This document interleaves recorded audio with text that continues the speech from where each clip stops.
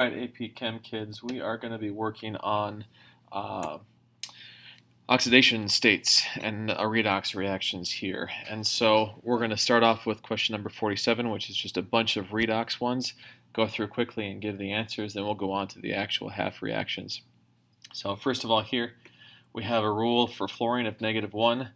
That means that chlorine here is going to have to be +1. And so the way that you do this on a quiz or a test to show your answer, you'd actually do it like this: iodine and fluorine. So iodine has, this case is going to be +7, fluorine's -1. And so you show it for what one of them is, not all 7 together. So these numbers should end up being different, -1 and +7 because of that there. So we have carbon here, and it's actually asking for what's underlined, but I'm doing everything here. Carbon is going to be positive, excuse me, -4, and hydrogen is going to be +1. Over here we have carbon and hydrogen again. Hydrogen is +1, therefore carbon is going to be -1. Over here, carbon and hydrogen, negative or +1 again, so this is just going to be -2. Then we have here the potassium, chromium, oxygen,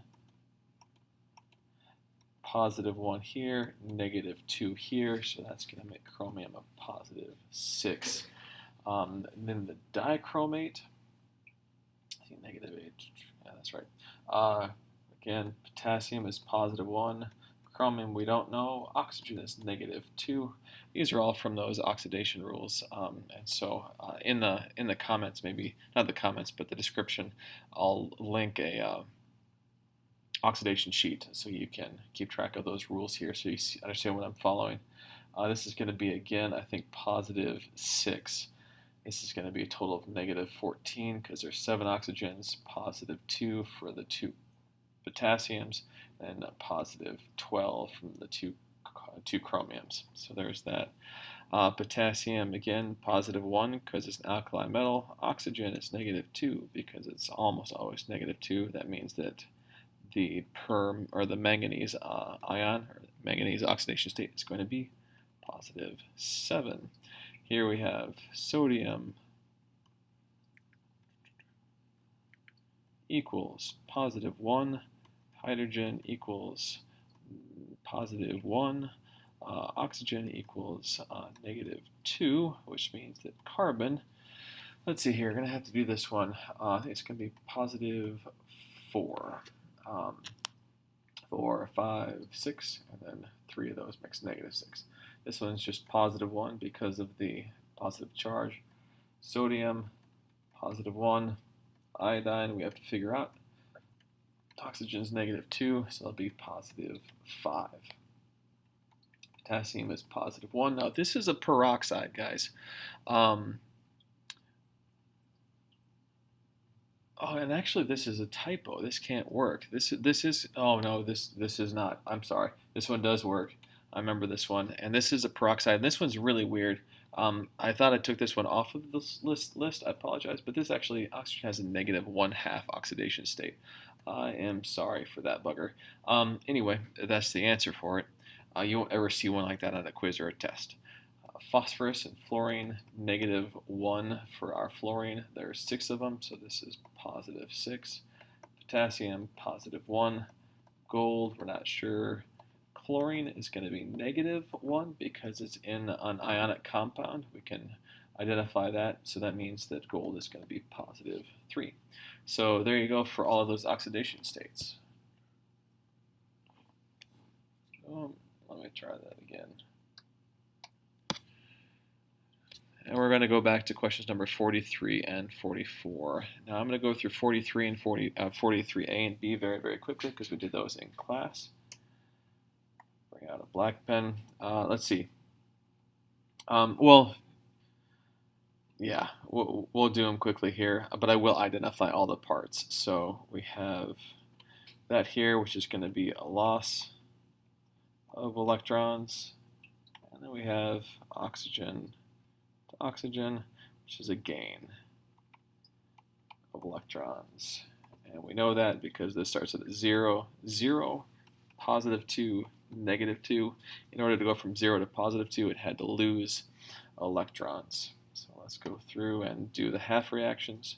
Strontium is going to go to strontium with a oxidation state of 2, and we have 4 electrons there. Oxygen, O2, goes to 2O. We have 4 electrons on this side. Because electrons are being lost, electrons are being gained. And so that's how we show it in half reactions. Lithium, it goes lithium, 2 lithium, and 2 electrons, hydrogen, 2 hydrogen. That is a metal hydride, so hydrogen is -2. 2 electrons on that side. Now this one I'll go a little bit more slowly because we haven't looked at it. Oxidation states first. 0, 0, +1, -1. We can go through and draw the lines here. Cesium loses electrons. Bromine gains electrons. All right, so then we have 2 cesium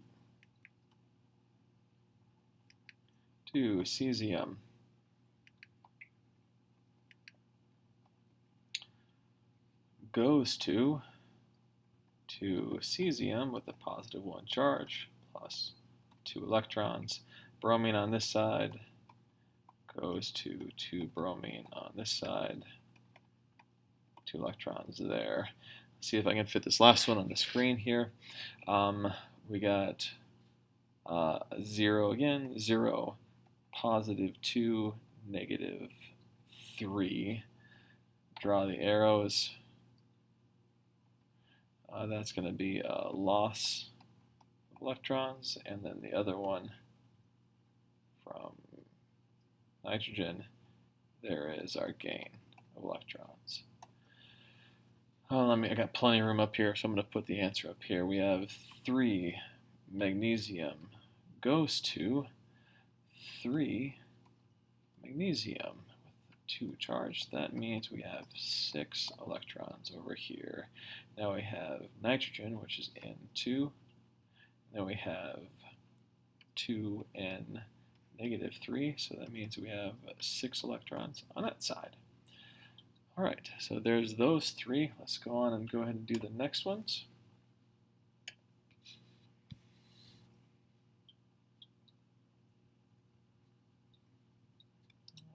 Probably can be looking at those. All right, iron, and then we have I didn't do the charges first. So that's 0, 0, +3, -2. Then we can draw the other one. So we'll just say black is gain, black is loss, red is gain. And then we can go through here. 4 Fe goes to 4 Fe, 3 plus, that gets us 12 electrons over here. 3O2 gets us 6 oxygens, 2 negative. And that's because the 2 times the 3, we put it all out front to show the chemical compound there. When it's 3O2, we don't do that because it's most stable form. Its oxidation state is 0. Now we have the 12 electrons on that side. One thing that we haven't been doing on these that we should, I guess, is identifying oxidized and reduced. The loss is oxidized, and the other one, the gain, is the reduced. All right, let's try this one. So this one's kind of fun. So this is 0, +1, -1, +1, -1, 0. And so now we introduce sodium here. Sodium does not have a transfer of electrons, so it does not belong in either one of the half reactions. We go from oxygen to, chlorine to chlorine and bromine to bromine. So bromine goes from a -1 to a 0, so that's going to be the loss. And chlorine is going to go from 0 to -1, so that's going to be the gain. So let's start with the bromine here. We have 2 bromine with a negative charge. Goes to bromine here with no charge, and that gets us the 2 electrons. So the 2 negatives becomes no charge, the electrons get removed, they go away. And so that's the oxidized. The reduced is going to be the other one, the chlorine here, no charge, and then we have 2 chlorine here with a negative charge, so the electrons go on that side. Let's try this one here. That was a little bit different one, but that was kind of fun. So we have silicon here going from 0 to +4, and here we have 0 to -1. So let's identify oxidation states: 0, 0, +4, -1. So silicon goes to silicon with a +4 oxidation state and 4 electrons. Fluorine here, 2F2, goes to 4F, -4 electrons there. All right, let's get rid of this and do the last one here down at the bottom.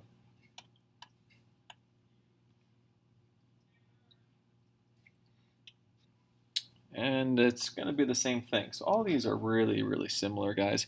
There are more difficult types of redox reactions, and we'll look at those later on.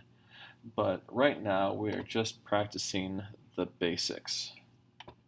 So we end up with H2, which has an oxidation state of 0, 2 hydrogens with a +1 each, 2 electrons, 2 chlorine, Cl2, 2 Cl negative, and 2 electrons on this side. So again, this is the ox, that's the reduced, and we are good. All right, ladies and gentlemen, thanks for watching.